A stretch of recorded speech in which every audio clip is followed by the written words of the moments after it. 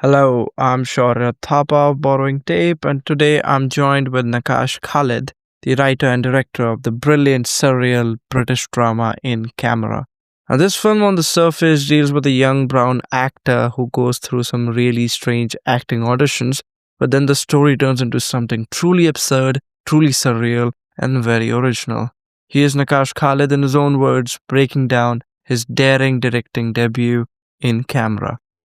At the screening, you mentioned that you wrote the script when you were teaching, I guess. You were an academic. And that was when you were 25, I guess, when you started writing? 22 actually. 22. All right. It's weird. It's I should write a sitcom about it, but I did my degree and skipped a master's, and I started a PhD. And I started teaching at the end of year one, so I Yeah. was 22, and then I had like they offered me like a permanent job, and I was like 24, 25. So I was doing that for 6 years, weirdly.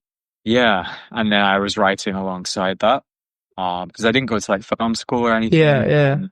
Didn't really have like a traditional route. Like I didn't make any narrative shorts. I kind of made a few art films, I guess you would call them, because they were always funded by like Arts Hmm. Council or Sky Arts. Yeah. I had like no engagement with like the film industry. And then I got into this program called iFeatures, which is what I developed the script on. But that's what's interesting to me because you being an industry outsider and your debut film being like so fixated with like casting auditions and like different kinds of roles, so like how did you get the idea of the story about a struggling actor while you yourself were an industry outsider? Yeah, I mean, to me, I think the role of the actor is kind of like the perfect metaphor. There was a lot of things I wanted to talk about when it comes to, I guess, identity today. I was watching a lot of the angry young men film, so the British New Wave, and I was just really fascinated by all of those men, like Richard Harris, Alan Bates. Um, they all, even though they're all from different films, to me, watching those films very close together, like This Sporting Life, Saturday Night, Sunday Morning, all those films, it felt like there was a story that was being told about a generation. And I think there was something really interesting about all of their bodies and how their bodies encapsulated such like an anger and a social story. And I think to me, the actor, the role of the actor, is almost like they're like a kind of sociological document. Like everything that they present and bring with them really holds their time. So I knew I wanted to write a fairy tale, and the actor just became like the perfect vehicle. But that sounds like a really neat narrative. I'm not sure if I was fully conscious of that when I started writing it. But in hindsight, to me, the actor is just the kind of perfect metaphor to like talk about all of those things. Because when you walk into a room as an actor, really, Yeah. your race, your gender, what you look like, what you present like, all of that is immediately part of like your labor and how people are going to see you and what people are going to project onto you, the associations that has. So I think there was so much I wanted to say. I know this for sure. There's so much I kind of wanted to say and critique about like neoliberal representation politics. And I think the actor was just like the best, cleanest in for me to have all of this dialogue about just what it means to be like a young man in Britain today. But in the scene where Conrad tells Aden that we are the new currency and the whole face scene. So, Yeah. but for me, like it's like a contradiction in the film. Like on one hand, I see Conrad, and I see Conrad succeeding as well, like Yeah. compared to Aden. But then on the other hand, I see how difficult it is for an actor like Aden, and the only roles he's getting are that of a regular person or that of a hijacker. So the stereotyping is still there. So how do you explain these contrasts? Uh, like is there one way of thinking about it, or is it like some colored person might be succeeding while on the other end the other colored person might not be that flourishing? I think what I came down to when I was thinking about these things during the writing process was that, the truth is black and brown faces in high places is not going to liberate anybody. These systems are fundamentally not built for us. And I have zero interest in having a seat at the table when the table is like, when the system is rigged, you know? So yes, there will be marginalized people who benefit from these things. I mean, just look at like, if you look at like Rishi Sunak as prime minister, does that help black and brown people? No, he's still a white supremacist. Um, Margaret Thatcher, did she help women? You know, these people, I think there's something really insidious about marginalized people who, what they have to do to fit into these systems, I guess. And I was reading a lot of Frantz Fanon and a lot of anti-colonial literature and thinkers around that. And I think we live in like a neoliberal society. And, you know, the film industry especially is like, loves this, like saying things like, oh, you know, representation matters and blah, blah, blah. But all of that discourse is really hollow, I think. And I think I was thinking a lot about like, how do we navigate these systems, you know? And what do we have to do to navigate these systems? How do we make ourselves palatable, you know? I feel like I'm going off on a tangent That's now, but I fine. was thinking very much through like all of these like very quite big political ideas, but like Yeah. they're also part of our mundane everyday to day lives, you know? And I think especially in film and TV, there is this essentialism, you know, like when you have like one successful person from a marginalized group, like they've ticked their Mm. box, you know, they have their women directors, they have their black director, the brown director, like there's not, that becomes almost quite suffocating too. But I'm not sure how to like articulate that to you in the best way. Yeah, to me, like this is almost like a horror film about neoliberal representation politics. So, you just mentioned that whenever a non-white person like comes into high places and they get tokenized of sorts. Mm, mm, So, considering that In Camera has been in the film festival circuit since last year, hmm. and I'm sure, you might have received praise from critics or film industry professionals, but were there any moments where even the compliments seemed backhanded? Because not only you're brown, but you're a first time filmmaker and you're a young filmmaker. So Yeah, sometimes you get compliments like, "Oh, I didn't expect that from a first time yeah. filmmaker or a brown filmmaker or whatever." So were there any moments like Uh, those? yes, there are many. Do you know what? It's really meta. Like Yeah. like I came into the industry kind of post in camera, but during making in camera, putting in camera out in the world, I often joke that I feel like in camera happened to me or is still happening to me, and it's this like weird meta um experience. And I'm hesitant to give you like examples, although there are many. Um, but it is really weird and meta. And it's a bit of a trippy experience, is what I'll say. Because sometimes I'll be in a meeting or be on a panel or something, and someone will say something, and I'll just be like, I feel like I'm trapped in my own movie. Like, it's kind of crazy. And I wrote this as like someone who's from the outside, detached from it, having no experience within it. So then to almost enter it feels meta to me. I don't know how to explain it otherwise. It's just, it'd be different if I was like in the film industry, a jobbing actor, and then I wrote this about my Yeah. experiences. But because I imagined all of this and then proceeded to have a lot of it happen to me is a Mm. bit mind blowing, you know? Yeah. In the film, there's a particular scene that stood out to me was when Aden is talking to an immigrant cab driver, and Mm, he asks Aiden, "Where you from?" And Aiden's like, "From here." And then he's like, "No, but originally where you from?" And then yeah, yeah, just a yeah. series of cuts, and so we never really get an answer from Aiden. So Yeah. was that racial ambiguity intentional? Like, Mhm. Yeah. mm, I mean, Nabhaan and me approached Aiden as mm, if he was an alien.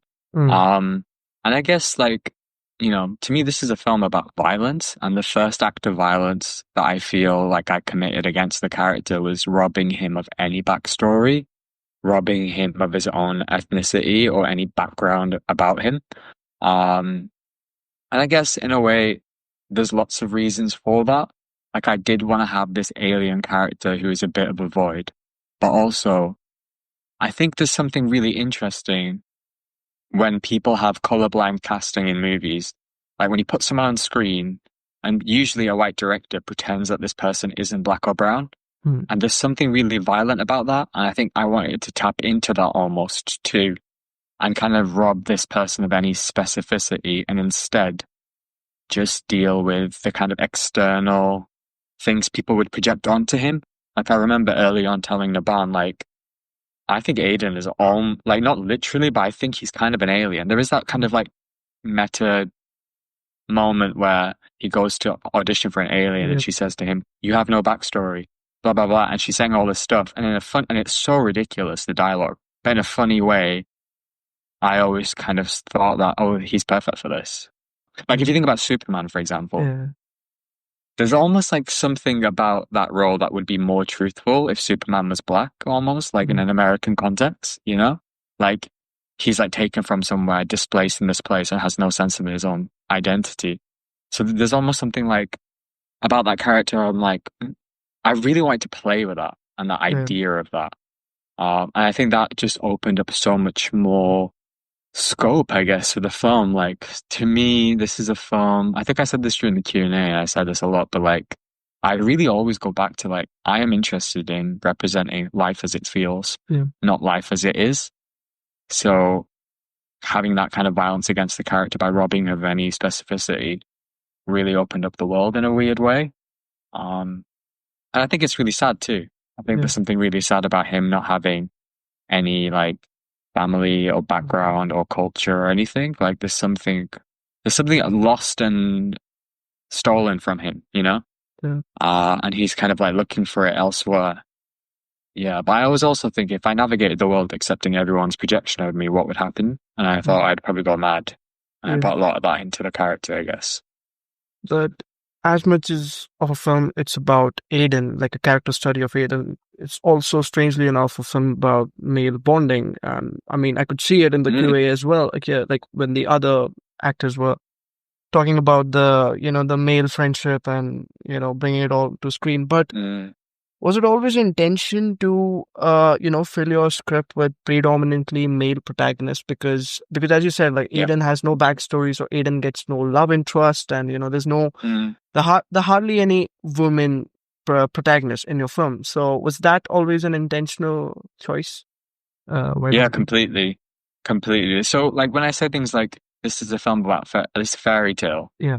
I really, like, I did see this fully as a fairy tale and, like, choosing to predominantly focus on men and these three men, that was always the intention. Like, to me, this was a film about masculinity in a similar way to, like, those angry young men films. Like, that was the kind of archetype and construction I was interested in, like this fairy tale about a man in Britain today. And I think that angry young man construction, I was thinking about what is that today? Yeah. And to me, like that's almost dissolved into the anxious young man. Yeah. And I wanted to have that real clean precision and focus when kind of making commentary on gender and what it means to be a man today. So yeah, it was intentional to not have any characters that were women. That was intentional. Apart from the photographer, that was always supposed to be a woman. And again, in a fairy tale way, she's almost like the prince of the story. Like she could rescue him. Like she seems to have like the knowledge, and she has something to say that could like almost liberate him. But it doesn't really work out in that way. Yeah. Like, my final question for you is that obviously your film has a lot of almost psychedelic sequences, like a lot of magical realism and all, which makes sense because you said like life as we feel it instead of as we see it. So, but like this one scene that stood out to me was during the haircut scene. It's just these dudes discussing their dreams, which I found to be a very universal scene because there are moments like where if I get a bizarre dream, I would ask my friend like, "Did you ever get a dream like this?" Like the blue bleeding walls or whatever. So what is that inspired from? Like was that inspired from your own actual dreams or surreal experiences? Or was it just I really wanted like a tender scene between these two characters and these two characters just talking. Yeah. And I really wanted like everything is almost through the imagination of Aden. But in that scene, Aden is not present. He almost interrupts the scene. And I think there is a real duality with Amir's character where he's constantly like by the end, hopefully, you're kind of questioning if he's even real, you know? Mm-hmm. He's almost like playing two people. He's playing his character, who seems to be a real man, who's very present in that scene where he's cutting their hair, who has a backstory, has things to say, exists independently, and has agency. And then he exists in this other space where it's almost like Aiden's imagination. So I kind of wanted a scene where those two characters could exist without Aiden, but also just a scene of like men talking and atmospherically it feeling, I don't know how to describe it. It's quite unquantifiable. I work in a really unconscious way too. Like I don't really, I do examine everything as a director, but as a writer, I try to be very unexamined. Like that scene, for example, I was just in the shower one day and I remember turning to like the window and I had my eyes closed and all of a sudden I just felt the building is bleeding and blood is coming out of it and everyone's looking at me as if to say, do something, you're a doctor. And I just picked up my phone while still in the shower, typed it in, I never edited a word, and that's what's in the film. Like I was quite set on, I will not edit this. Like I just want it to be as free associated as I've just written it. And then I never told anyone that. I never told Rory that. And then when we did the blood scene, Rory started like doing all this stuff if he was in the shower. I did not tell him to do that. And afterwards I said to him, oh, it's really interesting. What were you doing? He was like, I don't know, when I read the script and when I was started reading it, he didn't plan this. He was like, this really felt as if I was in the shower.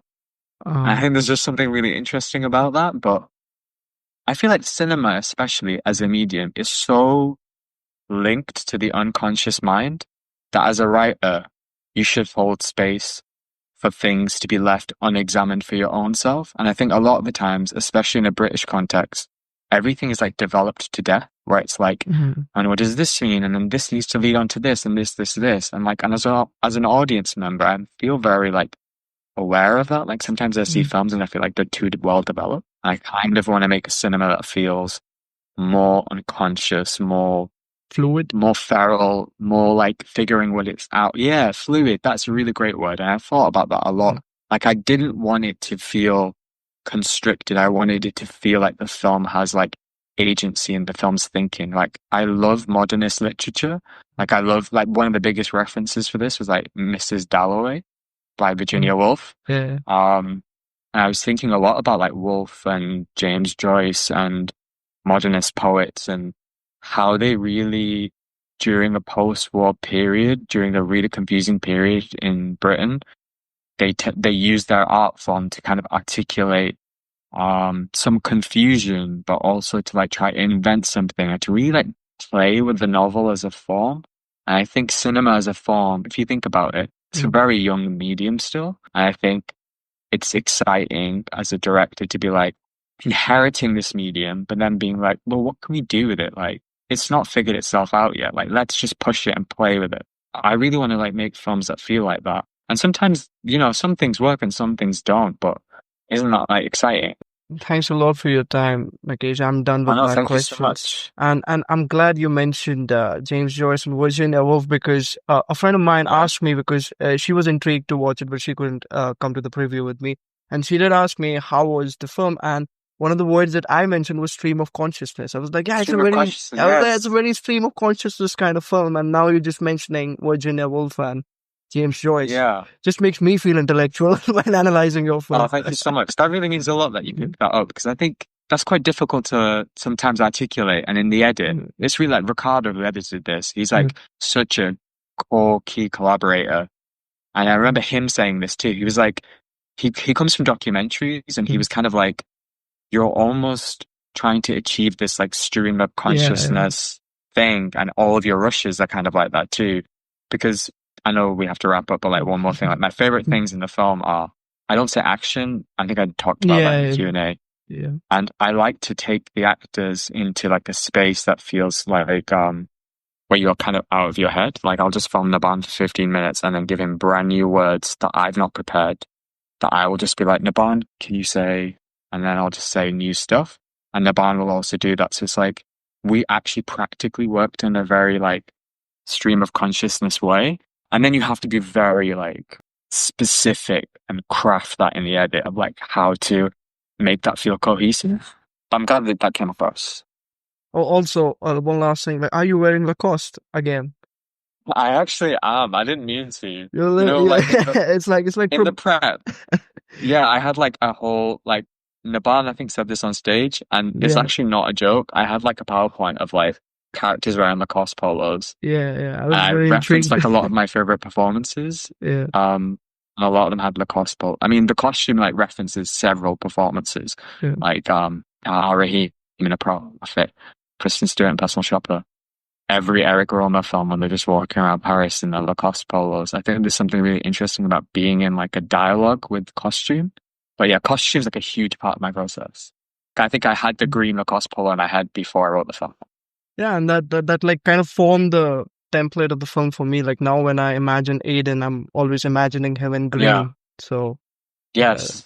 Yeah, yeah. yeah. A lot of those costumes are actually my clothes too that All I made right, for the film. all right. Um, but all of his work, all of his outfits are athletic. They're all like Nabhan and me talk about silhouettes. Yeah, So we talked about like rugby silhouettes and football, and like all of his outfits are like very athletic. So all that's also a Franz Fanon thing, because Franz Fanon talks a lot about Benita being like athletic in his dreams only because he's so passive in real life. But again, you go. Thank you so right. much.